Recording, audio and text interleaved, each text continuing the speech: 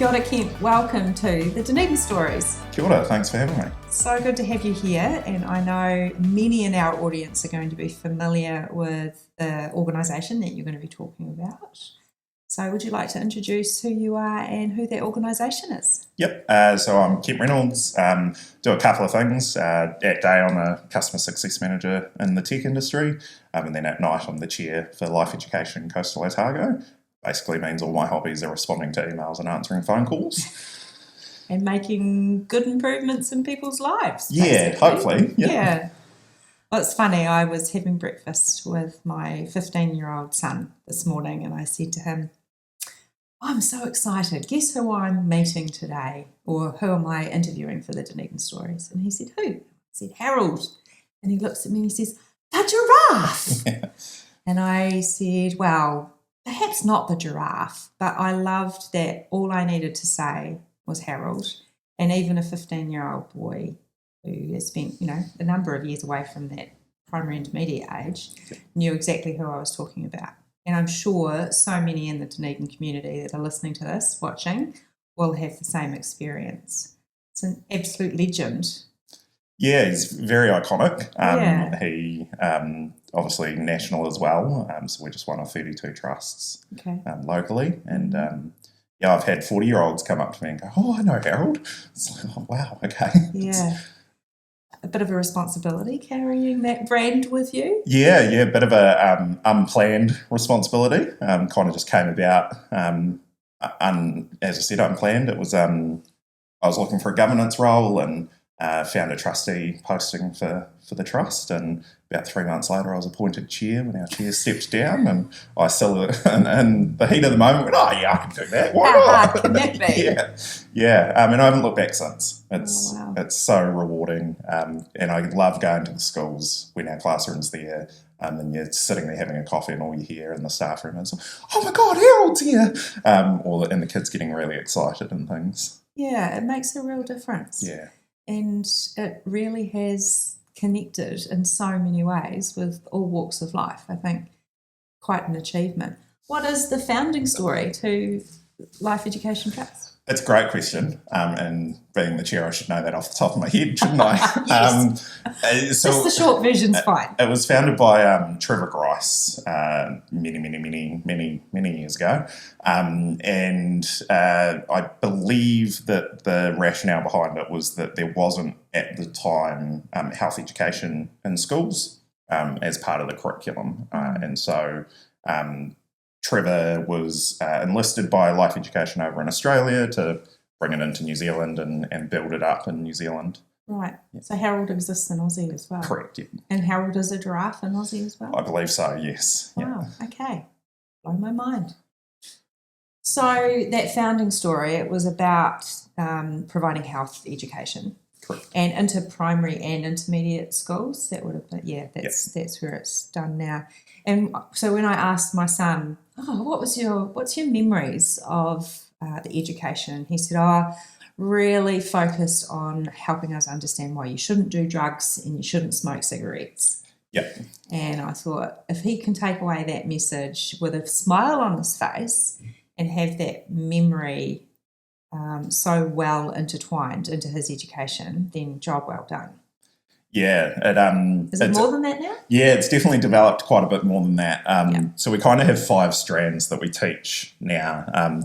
Identity and resilience, so teach them about themselves and accepting themselves.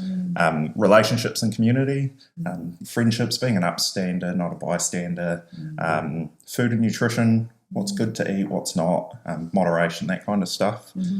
Human biology, core to health education. Yeah. And then substances, harmful and helpful, vaping, alcohol, that kind of thing. So it's definitely got an impact and definitely needed. We do annual surveys across the country, and it kind of gets isolated per region. And in the Coastal Otago region, which I should probably explain what we cover, we do Dunedin City, sort of stop at the motorway, and then we go up to Oamaru and into the Waitaki Valley. Right.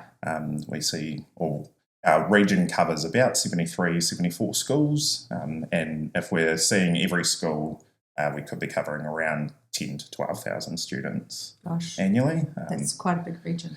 Yeah, it's pretty One big. bus? For one truck, yeah. One truck. Yeah, one mobile classroom, sorry. I'll get in trouble if I call it a truck. Yeah. So we've got the one mobile classroom. Some other trusts have multiple classrooms and multiple educators, just depending on their needs and things. If we were to hit all of our schools and see all of our students, we would definitely need two. And we're hoping eventually to get there one day. Funding, so important when we're talking about trusts and not-for-profits and charities. How is your particular region funded? Yeah, so life education isn't government funded at all, and there's no central funding. Each trust locally is responsible for coming up with funds themselves.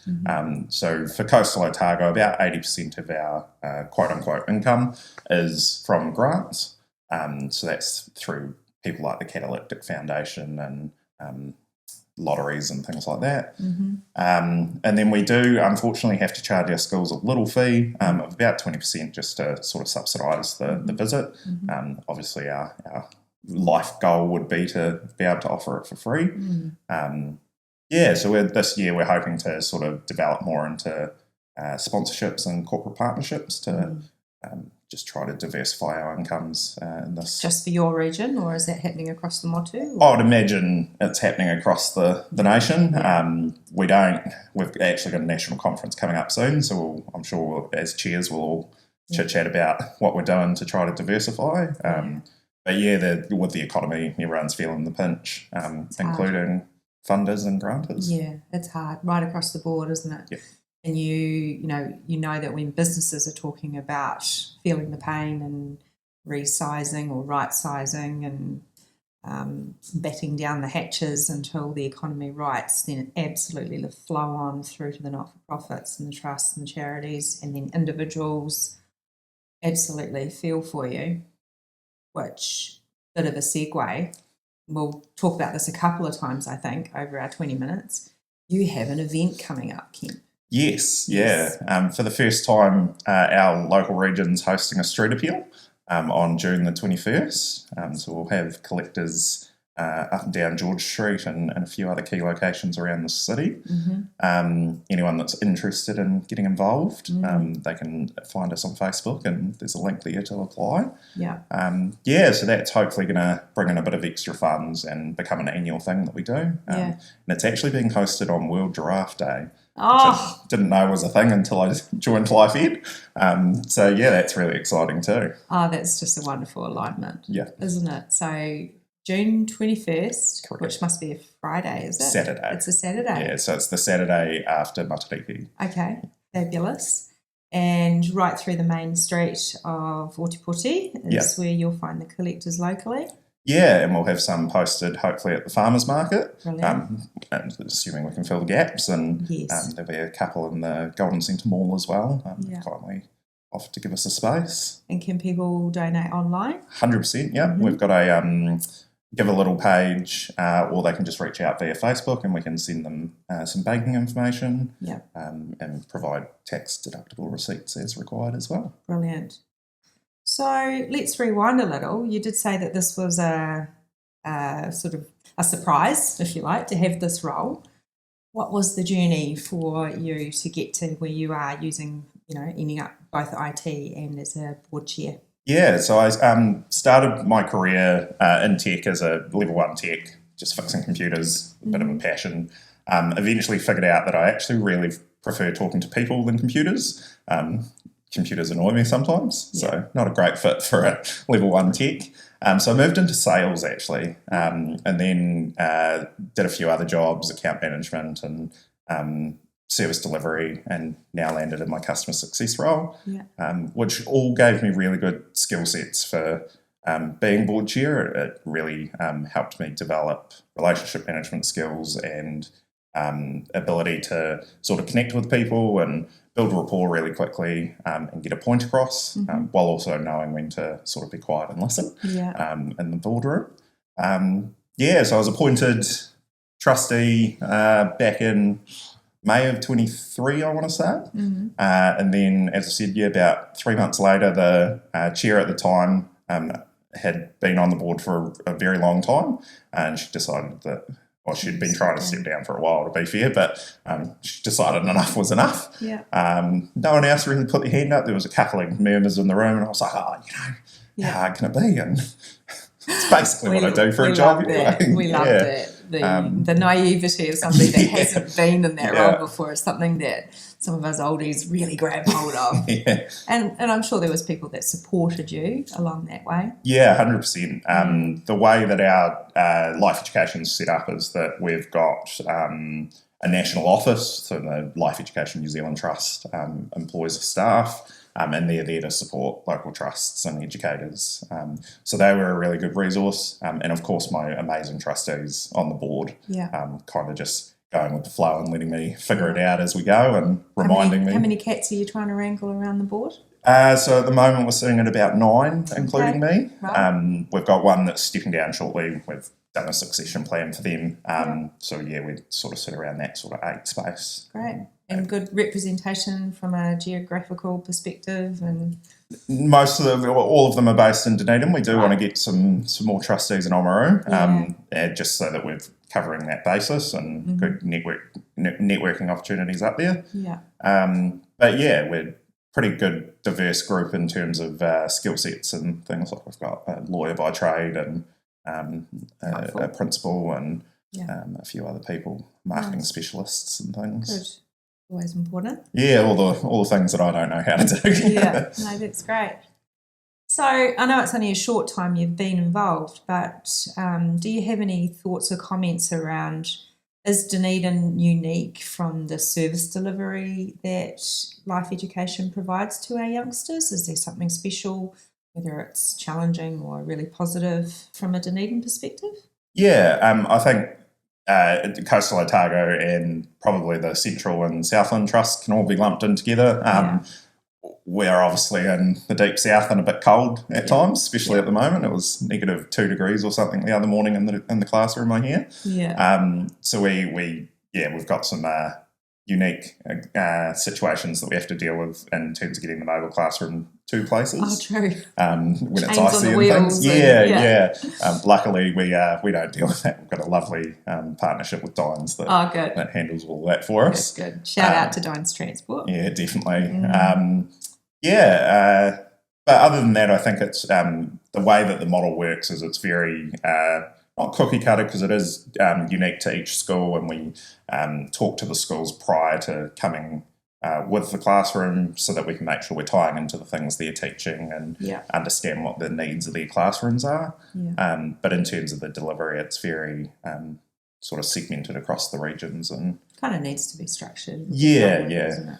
Definitely. And is there a change happening in that delivery model? So it's always been a physical mobile classroom with physical people, with the giraffe and that connection. And then we saw COVID and all the kids were told to go home and they had to use Zooms. And I don't know about everybody else's families, but I know that ours didn't function particularly well with our children at that stage. We had year 7 and 9, I think we were, in that first lockdown. Neither of them coped very well with being told to do it online, but we were forced to, and there was probably some change in expectations. Is this something that Life Education Trust is looking at, how they deliver it? Yeah, definitely. As you said, lockdowns came around and it kind of posed a problem, right? We all of a sudden couldn't deliver what was such a vital thing for students in schools. So we've, over the last few years, our National Trust and Office has been working to kind of develop a virtual option. So we're slowly, our trust hasn't done it yet, but we're looking to fit some like video conferencing equipment in the truck, the mobile classroom. So that will present a couple of different options. One, if we ever do need to go back into a situation where we can't physically deliver on site, we can obviously use the VC equipment. But it also means that we can follow up after a visit a few weeks down the track and just reinforce some of the topics and messages that we've spoken about without having to lug a big Class 5 licence requirement truck Yeah. across the country. And schedule-wise, it's going to be much easier too, isn't it? Yeah. So that could be a really good use of the funds that might be raised in your street appeal. Tell us again, Kemp, when is that street appeal? So it's on June 21st across Dunedin, mainly in George Street. Fabulous. And if anybody is keen to be a supporter of this, to be a donator, go online, or if you want to help out on the day and collect the funds, you should get in touch. Yeah. So that was shout out number 2. I think we're going to go for 3. Okay. Dunedin story though. You're a born and bred Dunedin lad? No. You're an import. Yeah. Where did you come from? Kemp? You're not allowed to turn the mics off after this. I am originally from Australia. Okay. Born on the Gold Coast. Mum and Dad Mum and Dad are Aucklanders, born and bred. Right. So we moved to New Zealand when I was 2. So I'm basically a New Zealander. Okay. And we've lived in Dunedin since I was 5. So right. that's essentially the same thing, You're right? safe. That's okay. We're not going to kick you out. Great. Yeah. We were in the Gold Coast recently. Oh, and, beautiful place. It was heaving with tourists and the weather was amazing, but we did feel after the 2 weeks, we're home and we love Dunedin. So I hope you feel the same way. Yeah. I actually went to the Gold Coast for the first time since we moved to back to New Zealand because I hadn't been back since earlier this year. Loved it, don't get me wrong, but definitely glad to be home. Dunedin's just so unique in every way. Yeah, it is. And so you did your schooling here. Yes. And so was university a pathway? Did you have any other secondary? No. I did a couple of certificates at Polytech while I was working, but I was very lucky to get a full-time job in tech pretty quickly after I left high school. Yeah. And it kind of all just went from there and learnt on the job as I went. Brilliant. We want to do a wee shout out to who your current employer is? Yeah. So currently a customer success manager for the IT team, which is a national MSP. Founded by ex-Dunedin lady as yes, well. Yeah. Sue Wilkinson. Yeah. Shout out to Sue. That's awesome. Great company. And I love the dovetail of the two, the chairman role and the customer support role. Is there any other hobbies or anything else that you get up to when you're hanging around in Dunedin? Yeah, I'm quite big on my family. They've been a great support throughout my entire life, so I spend a lot of time with them. My brother's a dairy farmer. I was actually just up there on the weekend playing farmer, helping him out. And then I love getting out in the outdoors, just enjoying life as much as I can. Sadly, we're coming into winter, so not quite an opportunity at the moment. But it's cold today. Yeah, it was pretty brisk walking down here, but that's all right. That's why we love Dunedin, right? No. Maybe not that, but the diverse difference. At least we get the season. Yeah, that is true. We should accept that as a bonus. There are places that don't. So often during these we'll get some feedback about Dunedin heroes and places that you love to hang around. So cafe. What's your favourite cafe here in Dunedin, Kemp? Brew Cafe, just up in Morrow Place, actually. Right. I found them while I was working in my previous job, and I will go out of my way to go get a coffee from Fabulous. there. Great lady that runs that as well. Yeah, awesome.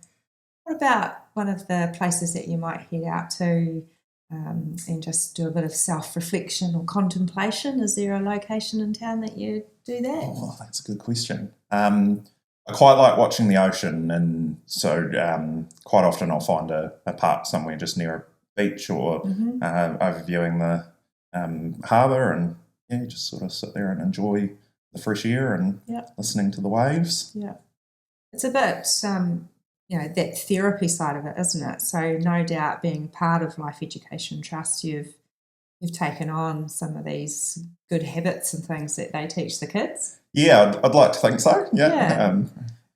Not an easy thing to do as an adult is to do that reflection, is it? But I think because you're chair, you kind of have to walk the talk. Yeah, definitely. I'd be a double standards if I was preaching the things that we preach, and then So a question that we also ask is a Dunedin legend question. So if you could have a Ocho hot chocolate or a Coke with a Dunedin legend, now they might have passed on or they might still be here, who would that be and what would be the reason?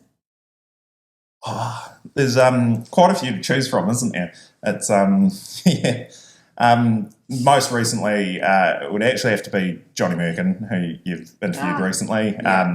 His lovely wife is on our board, and he's been a great resource for me to pick his mind with his litany of experience. And Giving Well, his platform, nice alignment with what you're talking about as well. Got these youngsters going through school, learning these good habits and having good inner confidence and health, and then ideally they transition through to an employer that puts just as much value on both the inner and the outer goodness. Well, I do have to say he does a lot of talking, and I'm just so in awe of what he's achieved locally in Dunedin when it comes to startups. I don't know if you did see the podcast, but I may have embarrassed him because I called him our startup king. Yes. And that it didn't go down very well, but I'm going to maintain that line. So we'll have to shout out to Johnny and see if he's going to have a cup of coffee with you. I'm sure we're overdue one anyway. So we've got this street appeal, which I won't do another shout out immediately for. We'll wait until the end. But what does the next 12 months look like for you planning around Life Education Trust, perhaps? Is there anything you want to talk about? So we're going through a few different sort of strands of planning at the moment.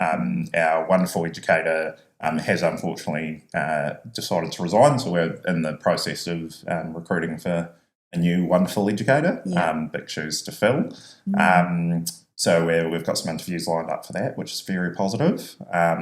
And then we're doing some succession planning on our board. Up until very recently, a lot of our trustees had been around since the inception of our trust, which was about 20-odd years ago. Wow. Which is a long time to be involved. It is. So we're just sort of putting some plans in place to ensure that there's the right skill sets and right people involved to just take over when necessary and things. And then, as I mentioned earlier, diversifying incomes, trying to get some businesses to sponsor us. We've got this great resource that travels a lot that we can put logos and things on. Just trying to get away from the reliance on grants and charity as much as we can. Obviously, we're a charity, so we're always going to have a reliance, but you have probably become very good at making applications for funding. I can't say I have actually. I'm very lucky that I have a couple of trustees that handle that for us. Good job. Because I'm busy enough as it is. Was there anything else that you wanted to share with the community before we delve a little bit deeper? No, I think that's it. I'll shout it out because I can. We've got that street appeal coming up, first ever one, June 21st. Be great to see the community sort of show up and help us out. Brilliant.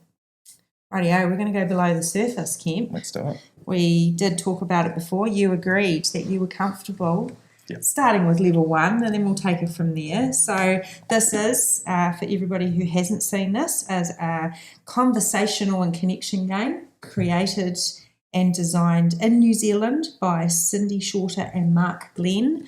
You can jump on the Google and do a Google search and you'll find information about it. And we're just going to randomly pick a card and we're going to ask you the question and see how we go. What movie will you never watch again and why? It's an interesting question. That is an interesting one. Trying to think of all the bad movies I've watched. It's quite a few. Do you watch? It'd probably have to be, and this is quite controversial. But I love controversy. It would have to be the Harry Potter series. Oh, okay, fair enough. I feel like one and done's pretty good. I like the books. I reread the books all the time. But movies? Yeah, the movies. Like, they were good, but not good enough to go back and rewatch. So I watched half of, must be the first one, saw those horrible spiders and never went further. Fair enough. I don't know if it was number 1 or number 2, but that was it. I was out. So I'm with you on that. Are you prepared to go to level 2, Kemp? Let's do it. Okay. Level 2 question. What is one of the most thoughtful things someone has ever done for you? I quite like my car being clean. Oh, yeah. And quite often don't have time to go do it myself. And so I put it off for weeks, and then I get really annoyed and spend a far too long amount of time cleaning my car. And a few years ago, a mate of mine noticed I was really busy, noticed the car had been dirty because I'd been away. He took my car without asking, which wasn't okay at the time, but we got through it, and gave it a good wash for me, and returned it. So there's a couple of things in there. If you could, what would the frequency be of cleaning Weekly. your car? Weekly? Yeah. If not, there's been a few times where I've gone away, washed it before I go, wash it when I get to the destination. Wow. And then wash it when I get back. Okay. I don't like my car being dirty. Yeah. Yeah. And does this transfer over to house life? No, not No. at all. Just the car. Yeah. I like that. Oh, fabulous. Well, I won't offer to take you home because I have 2 dogs and no, you don't want to take my car. Level 3? Let's do it. Level 3. Who is someone you know that has saved the day, literally or figuratively? There would have to be my mum. Shout out to Mum. Yeah, Kemp's definitely. Mum, is she here? Yeah. She's in Dunedin? Dunedin. She's a teacher aide, has been her as long as I can remember. She's done quite a few things throughout my life, especially. It's definitely saved the day, and shows up when you need her to. So. Okay, what's her first name? Christine. Christine, shout out to you. Wonderful son, and he recognises the good that you did. Really lovely to meet you, Kemp. Thank you for having me. The time has gone very quickly, but I wonder, do we want to just remind the community what's coming up and how they can support you? Yeah, definitely. So we've got our first street appeal coming up on June 21st. If you're keen on getting involved to be a collector or just willing to donate, you can find us on Facebook, Life Education Trust Coastal Otago. We're always looking for volunteers. Fabulous. Life Education Trust Otago. Support these guys, please. Go on.